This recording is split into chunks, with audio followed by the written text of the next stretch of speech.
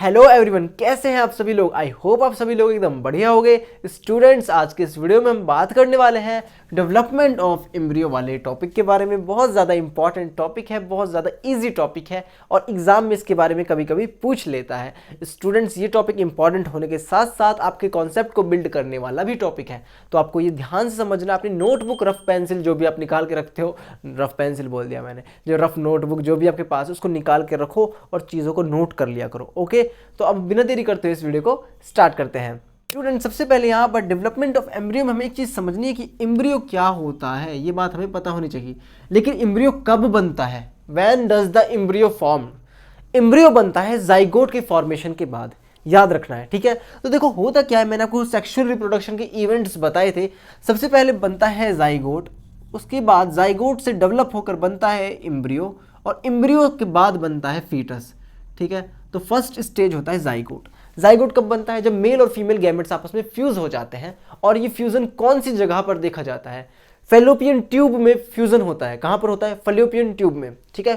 Female body के जो reproductive part है फेलोपियन ट्यूब, वहां पर फ्यूजन होता है मेल और फीमेल गैमेट्स का। तो आपसे एक इंपॉर्टेंट क्वेश्चन ये भी पूछा जा सकता है कि जाइगोट कौन सी जगह बनता है। आपको इसका आंसर देना है, फेलोपियन ट्यूब में जाइगोट बनता है।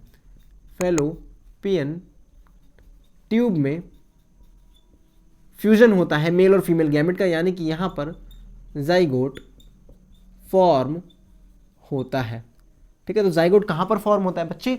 फेलोपियन ट्यूब में। एक इंपॉर्टेंट क्वेश्चन था, मैंने आपको बता दिया, बहुत इंपॉर्टेंट है। उसके बाद देखो, जाइगोट के बाद बनता है एम्ब्रियो। अभी एम्ब्रियो क्या बला है, कौन सी बीमारी है ये एम्ब्रियो, इसके बारे में समझना है। एम्ब्रियो कब बनता है? देखो ध्यान से समझना, जाइगोट जब लगातार डिवाइड करता जाता है। देखो जाइगोट बन गया। जाइगोट क्या होता है? दो न्यूक्लियस आपस में मिले हुए होते हैं जाइगोट में, ठीक है। जब जाइगोट लगातार डिवाइड करता जाएगा तो इसका साइज बड़ा होता जाएगा। जाइगोट जब लगातार डिवाइड करेगा इसका साइज बड़ा होता जाएगा। जब इसका साइज बड़ा होगा तो ये एक बॉल जैसा स्ट्रक्चर फॉर्म कर लेगा।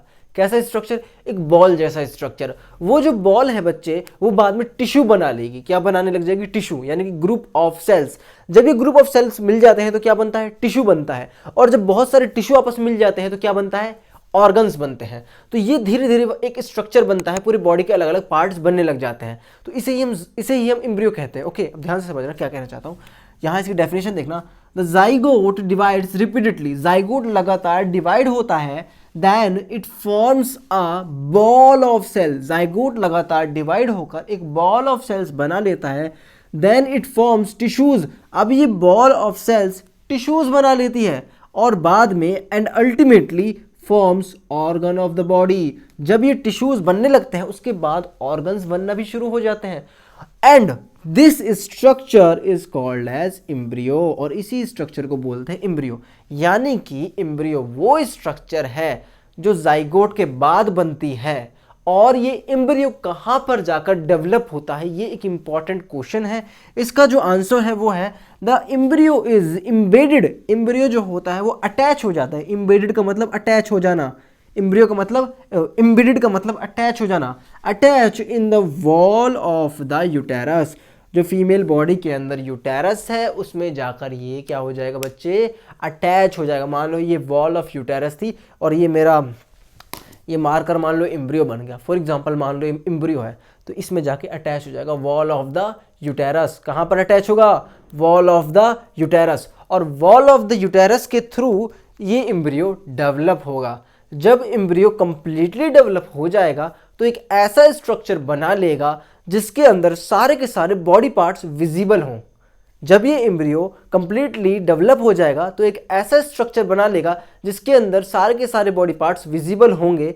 उस स्ट्रक्चर को बोलेंगे फीटस। तो यहाँ पर फीटस के बारे में भी देख लीजिए, the stage of the embryo in which all the body parts can be identified is called foetus. मतलब फीटस एम्ब्रियो की वो स्टेज है, एम्ब्रियो के बाद बनने वाली वो स्ट्रक्चर है या फिर वो स्टेज है जिसके अंदर सभी के सभी बॉडी पार्ट्स कंप्लीटली बन जाते हैं, यानी कि उनको आइडेंटिफाई हम कर सकते हैं। ये इसका हाथ है, ये इसका पैर है।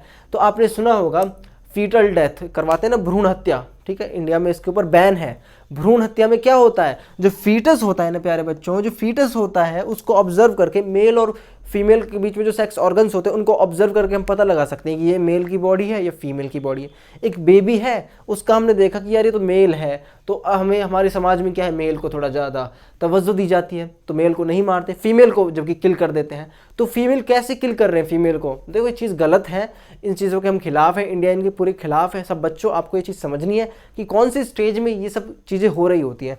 तो फीटस वाली स्टेज में डॉक्टर्स या फिर वो आदमी पर्टिकुलर वो उस बॉडी पार्ट को देख लेता है कि हाँ ये फीमेल है, इसको then we will kill it. ठीक है, समझ आई बात।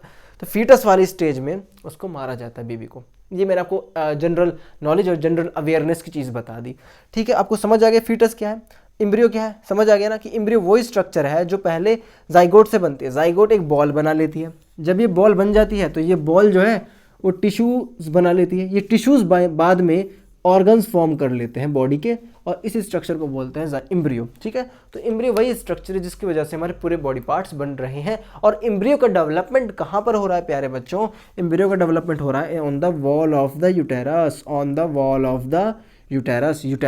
यूटेरस कौन सा पार्ट होता है, फीमेल की बॉडी में पार्ट होता है। ठीक है, फीमेल रिप्रोडक्टिव पार्ट होता है यूटेरस।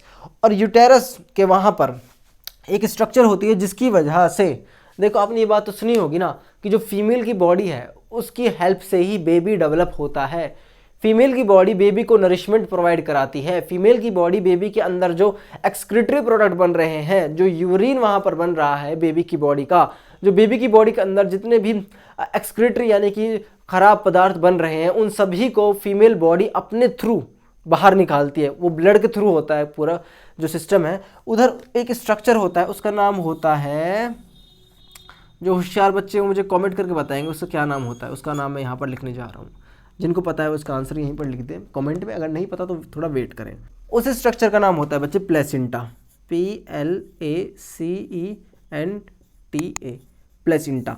प्लेसेंटा क्या करता है, बेबी और मदर के बीच में एक ऐसा कनेक्शन बना देता है जिसकी वजह से बेबी की बॉडी को नरिशमेंट मिल जाता है। बेबी की बॉडी जो है वो ऑक्सीजन ले सकती है, बेबी की बॉडी के पास सारा फूड आ जाता है, और बेबी की बॉडी में जितना भी वेस्ट प्रोडक्ट बनता है उसको निकाला जा सकता है बाय दिस प्लेसेंटा। ये प्लेसेंटा बेबी से कनेक्ट होती है। सो आपको याद रखना है कि प्लेसेंटा जो होता है वो कनेक्ट करता है बेबी की बॉडी को और मदर की बॉडी, जिससे बेबी का डेवलपमेंट भी अच्छी तरह से हो सके और उसको नरिशमेंट भी मिल सके। आई होप गाइस आपको ये सब समझ आया होगा।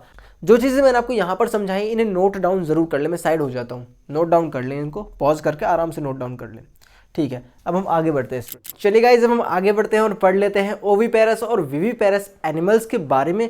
बहुत ज़्यादा इंपॉर्टेंट टॉपिक है, आपको एग्जाम में इसमें पूछ सकता है कि इन दोनों के बीच में डिफरेंस बताओ कि क्या डिफरेंस है, या फिर इनके एग्जाम्पल्स को लर्न करना भी बहुत ज़्यादा इंपॉर्टेंट है क्योंकि इनके एग्जाम्पल भी पूछे जाते हैं। तो सबसे पहले हम देख लेते हैं कि ओविपेरस और विविपेरस एनिमल्स कौन कौन से होते हैं।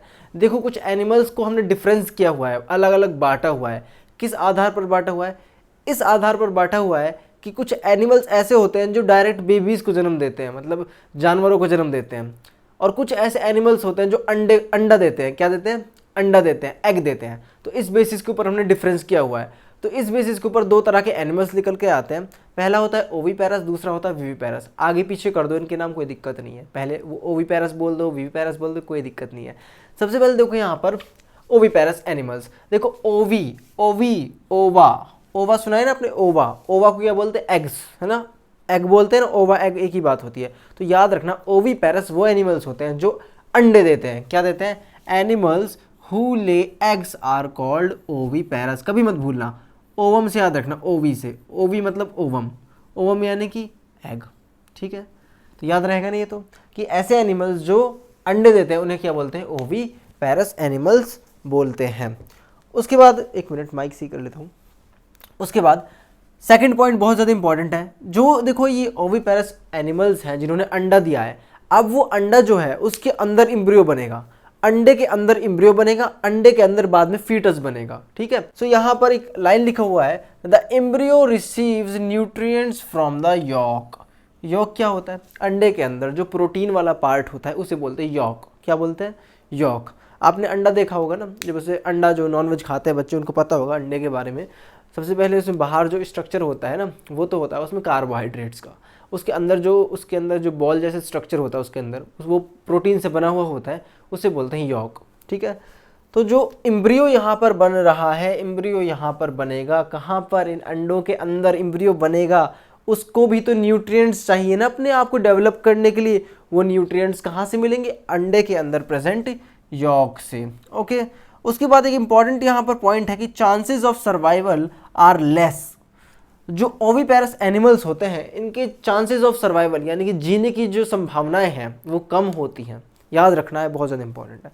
और फाइनली इसके एग्जाम्पल तो मोस्ट इंपॉर्टेंट है ही, birds, reptiles, insects. Birds, reptiles, insect, इसके एग्जाम्पल है ओविपेरस एनिमल्स के। स्टूडेंट्स उसके बाद आता है विविपेरस। विविपेरस, विविपेरस याद रखना। विविपेरस कौन से एनिमल होते हैं? The animals that give birth to the young ones, जो जन्मे मतलब बच्चों को जन्म देते हैं, बेबीज को जन्म देते हैं, यंग वंस को जो जन्म देते हैं, ऐसे animals who give birth to the young ones are called as viviparous. यहाँ पर मैंने डॉक्टर वाली लाइन लिख दी है। ठीक है, उसके बाद देखो द एम्ब्रियो रिसीव, इधर एम्ब्रियो बनेगा, देखो एम्ब्रियो हर दोनों जगह बनेगा, जहाँ जहाँ सेक्सुअल रिप्रोडक्शन होगा वहाँ वहाँ एम्ब्रियो बनेगा, जहाँ जहाँ न्यू इंडिविजुअल फॉर्म हो रहा है ना इस तरीके से। ठीक है, यहाँ पर तो अंडे में से बन रहा था, अब यहाँ पर तो डायरेक्ट मिल रहा है ना, यंग वंस मिल रहा है। तो ये यंग वन जो है, ये जो यंग वन बन रहा है फीमेल की बॉडी में बनेगा, ऑब्वियसली बात है, फीमेल की बॉडी से यहाँ पर अंडर रिलीज हो रहा है। ठीक है, तो फीमेल की बॉडी से ही हो रहा है दोनों काम। फीमेल की बॉडी यहाँ पर तो अंडर रिलीज कर रही है ओविपेरस के केस में, और विविपेरस के केस में फीमेल की बॉडी बेबी को कैरी कर रही है, बेबी को डेवलप कर रही है, कहाँ पर? अपने यूटेरस में। तो यहाँ पर स्टूडेंट्स देखो, the embryo receives nutrient from the mother. जो इसके अंदर विविपेरस के अंदर कौन होता है? यंग वंस होते हैं, वो पहले एम्ब्रियो ही तो होते हैं ना। तो ये जो एम्ब्रियो होते हैं इसके केस में, विविपेरस के केस में जो एम्ब्रियो होता है वो अपना न्यूट्रिएंट मदर से डायरेक्ट लेता है, याद रखना है, बहुत ज़्यादा इंपॉर्टेंट है। उसके बाद यहाँ पर चांसेस ऑफ सर्वाइवल ज़्यादा होते हैं, कौन से केस में ज़्यादा होते हैं? विविपेरस एनिमल के केस में ज़्यादा होते हैं। ठीक है, और फाइनली इसके एग्जाम्पल तो मोस्ट इंपॉर्टेंट है ही, मोस्टली मैमल्स, जितने भी मैमल्स हैं ज़्यादातर वो क्या होते हैं बच्चे? विविपेरस होते हैं। आपको कमेंट सेक्शन में बताना है कि विविपेरस के एग्जाम्पल कौन कौन से हैं और ओविपेरस के एग्जाम्पल कौन कौन से हैं। ये आपका छोटा सा होमवर्क है, आपको मुझे कमेंट सेक्शन में बताना है, मैं ध्यान से पढ़ूंगा, हर बच्चे को मैं रिप्लाई भी देने की कोशिश करूँगा। आई होप गाइस आपको ये वीडियो लेक्चर समझ आया होगा, आपने समझा होगा कि डेवलपमेंट ऑफ एम्ब्रियो क्या होता है, उसके बाद type of animals on the basis of कि बच्चा कहाँ, कौन बच्चा पैदा करेगा, मतलब यंग वंस को जन्म देगा, और कौन अंडे देगा। समझ आया ना ये सब कुछ? अगर आपको ये सब कुछ क्लियर हो गया तो इस वीडियो को अपने दोस्तों के साथ ज़रूर शेयर करें, मुझे कमेंट सेक्शन में बताएं हाँ सर हमें समझ आ गया है। अगर कोई दिक्कत है तो वो भी मुझसे पूछ सकते हैं, मैं आपको रिप्लाई देने की कोशिश करूँगा। तब तक के लिए आप अपनी पढ़ाई करते रहें, अच्छे से पढ़ते रहें। और एक बात यहाँ पर यह कि मैं मैथ्स की ट्रिक भी लाने वाला हूँ, मैथ की ट्रिक्स। ओके, सो मैथ की ट्रिक्स मैं आपके लिए लाऊंगा, बहुत ज़्यादा इंपॉर्टेंट ट्रिक्स हैं, आपकी मैथ की कैलकुलेशन उनसे इंक्रीज़ होगी, आपको कुछ ऐसी ट्रिक्स जानने को मिलेंगी जिससे आप अपने दोस्तों के साथ अलग ही दिखोगे। ठीक है, तो तब तक के लिए हमसे मिलते हैं नेक्स्ट वीडियो में। Take care, bye.